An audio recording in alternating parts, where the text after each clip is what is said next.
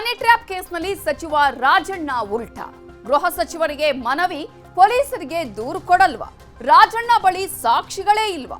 ಸುಪ್ರೀಂನಲ್ಲಿ ಇವತ್ತು ಏನಾಗತ್ತೆ? Honey trap Hungama.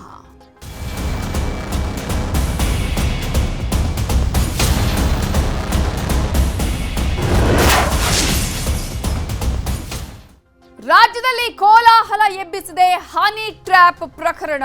ಇದೀಗ ಗೃಹ ಸಚಿವರಿಗೆ ರಾಜಣ್ಣ ಅವರು ನಿನ್ನೆ ಮನವಿಯನ್ನು ಕೊಟ್ಟಾಯಿತು.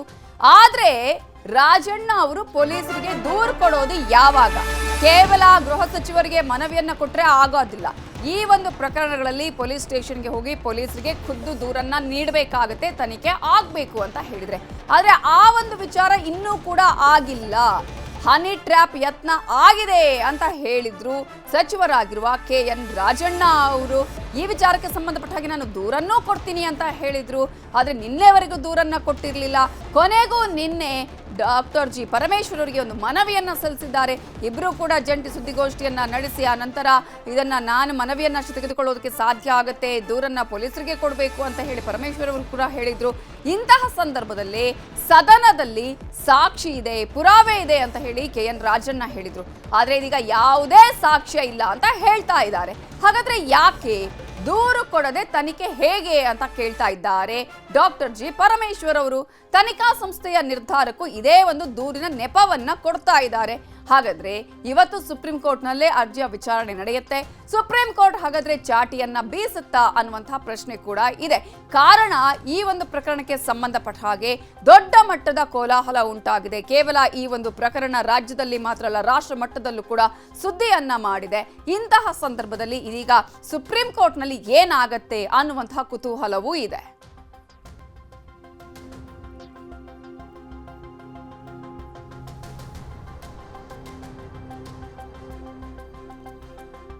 ಇದೇ ವಿಚಾರಕ್ಕೆ ಸಂಬಂಧಪಟ್ಟ ಹಾಗೆ ಇನ್ನಷ್ಟು ಡೀಟೇಲ್ಸ್ ಅನ್ನ ಕೊಡೋದಕ್ಕೆ ನಮ್ಮ ರಿಪೋರ್ಟರ್ ಕೃಷ್ಣ ಈಗ ನೇರ ಸಂಪರ್ಕದಲ್ಲಿ ಜಾಯ್ನ್ ಆಗಿದ್ದಾರೆ. ಕೃಷ್ಣ, ಈಗಾಗಲೇ ದೊಡ್ಡ ಮಟ್ಟದಲ್ಲಿ ಕೋಲಾಹಲ ಎಬ್ಬಿಸಿರುವಂತಹ ಪ್ರಕರಣ, ನ್ಯೂಸ್ 18 ಬ್ರೇಕ್ ಮಾಡಿದಂತಹ ಸುದ್ದಿ. ಅಂತೂ ಇಂತೂ ರಾಜಣ್ಣ ನಿನ್ನೆ ದೂರನ್ನ ಕೊಡ್ತಾರೆ ಅಂತ ಹೇಳಿದ್ರೆ ಕೇವಲ ಮನವಿಯನ್ನ ಕೊಟ್ಟು ಸುಮ್ಮನಾಗಿದ್ದಾರೆ.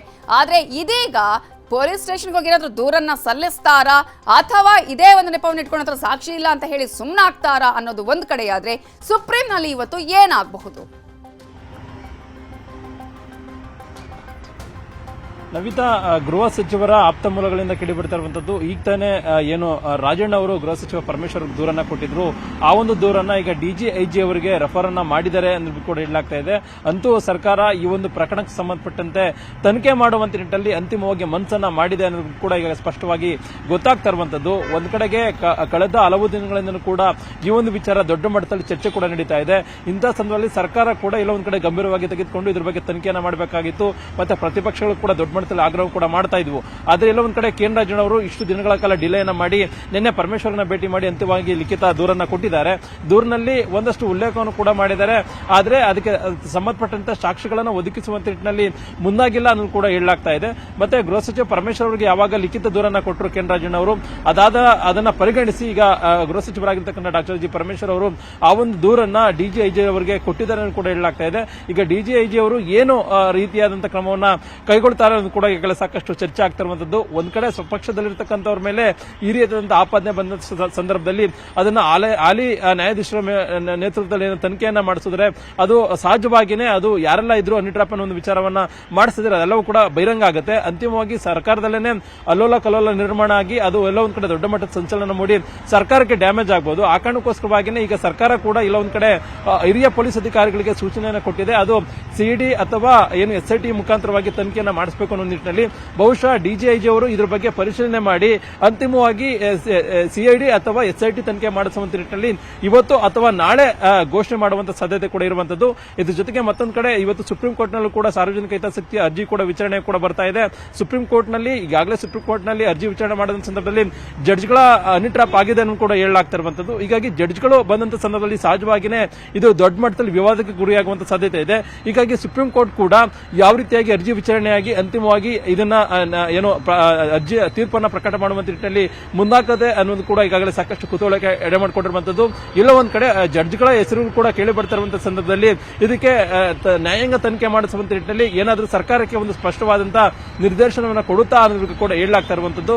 ಒಟ್ಟಾರೆ ಹನಿ ಟ್ರ್ಯಾಪ್ ಸಂಬಂಧಪಟ್ಟಂತೆ ಕೆ.ಎನ್. ರಾಜಣ್ಣ ಅವರು ಈಗಾಗಲೇ ದೂರನ್ನು ಕೊಟ್ಟಿದ್ರು. ಒಂದ್ ಕಡೆಗೆ ಏನು ಡಿಜಿಐಜಿ ಅವರು ಕ್ರಮ ತನಿಖೆ ಮಾಡುವಂತ ನಿಟ್ಟಿನಲ್ಲಿ ಮುಂದಾದ್ರೆ, ಮತ್ತೊಂದು ಕಡೆ ಸುಪ್ರೀಂ ಕೋರ್ಟ್ ನಲ್ಲಿ ವಿಚಾರಣೆ ಕೂಡ ಬರ್ತಾ ಇದೆ. ಇನ್ನೊಂದು ಕಡೆ ನಾಳೆ ಕೂಡ ಸಚಿವ ಸಂಪುಟ ಸಭೆ ಕೂಡ ನಡೀತಾ ಇದೆ. ಸಭೆಯಲ್ಲಿ ಈ ಒಂದು ವಿಚಾರವಾಗಿ ವಿಸ್ತೃತವಾಗಿ ಚರ್ಚೆಯನ್ನ ಮಾಡೋದ್ರ ಮುಖಾಂತರವಾಗಿ ಅಂತಿಮವಾಗಿ ಹೈಕಮಾಂಡ್ ನಾಯಕರನ್ನ ಭೇಟಿಯನ್ನ ಮಾಡಿ ಯಾರೆಲ್ಲ ಹನಿ ಟ್ರ್ಯಾಪ್ ಅನ್ನ ಮಾಡಿಸಿದ್ದಾರೆ ಅಂದ್ರೆ ಪ್ರಬಲ ನಾಯಕರು, ಪ್ರಭಾವಿ ನಾಯಕರು ಮತ್ತೆ ಮಹಾನ್ ನಾಯಕ ಅನ್ನೋದ್ರ ಬಗ್ಗೆ ಕೇಳಿ ಬರ್ತಾ ಇತ್ತು, ಅವರ ವಿರುದ್ಧವಾಗಿ ದೂರನ್ನ ಕೊಡುವಂತ ನಿಟ್ಟಿನಲ್ಲಿ ಹೈಕಮಾಂಡ್ ನಾಯಕರಿಗೆ ಬಹುಶಃ ಶುಕ್ರವಾರ ದೆಹಲಿಗೆ ತೆರಳಲು ಕೂಡ ಈಗಾಗಲೇ ಕೆ.ಎನ್. ರಾಜಣ್ಣ ಅವರು ಮುಂದಾಗಿದ್ದಾರೆ. ಹಾಗಾಗಿ ನಾಳೆ ನಡೆಯುವಂತಹ ಸಚಿವ ಸಂಪುಟ ಸಭೆಯಲ್ಲೂ ಕೂಡ ಇದ್ರ ಬಗ್ಗೆ ಚರ್ಚೆ ಆಗುತ್ತೆ ಅನ್ನೋದು ಕೂಡ ರಾಜ್ಯ ಕಾಂಗ್ರೆಸ್ ವಲಯದಲ್ಲಿ ಕೇಳಿ ಬರ್ತಿರುವಂತದ್ದು. ನವಿತಾ.